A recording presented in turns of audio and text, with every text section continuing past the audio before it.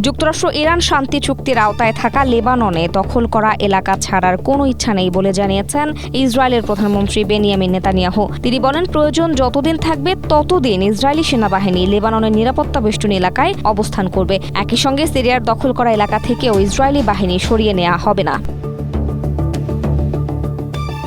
সোমবার এক সংবাদ সম্মেলনে নেতানিয়াহু আরও বলেন, লেবাননে দখল করে রাখা প্রায় ৫৭০ বর্গ কিলোমিটার এলাকায় ইসরায়েলি সেনাবাহিনী অবস্থান অব্যাহত রাখবে। ইরান সমর্থিত সশস্ত্র গোষ্ঠীর সঙ্গে ইসরায়েলের সংঘাতে ইতোমধ্যে ৩,০০০-এর বেশি মানুষ নিহত হয়েছেন। যতদিন প্রয়োজন হবে ততদিন ইসরায়েলি বাহিনী লেবাননের নিরাপত্তা বেষ্টনী এলাকায় থাকবে।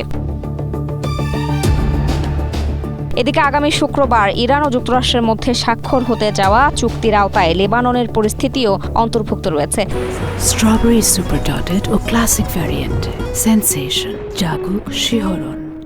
ফলে নেতানিয়াহুর এই মন্তব্য আগে থেকেই নাজুক অবস্থায় থাকা যুদ্ধবিরতির চুক্তির ওপর নতুন চাপ তৈরি করতে পারে আশঙ্কা প্রকাশ করছেন বিশ্লেষকরা।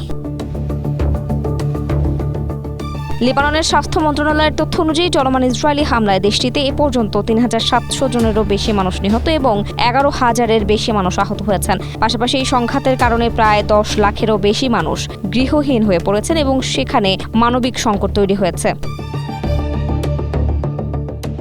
ইসরায়েলের প্রতিরক্ষা বাহিনী বা আইডিএফ জানিয়েছে, গেল ২ মার্চ থেকে দক্ষিণ লেবাননে শুরু হওয়া তীব্র সংঘর্ষে এখন পর্যন্ত অন্তত ৩০ জন ইসরায়েলি সেনা ও সামরিক কর্মকর্তা নিহত হয়েছেন এবং আহত হয়েছেন ১,৩৪৭ জনেরও বেশি।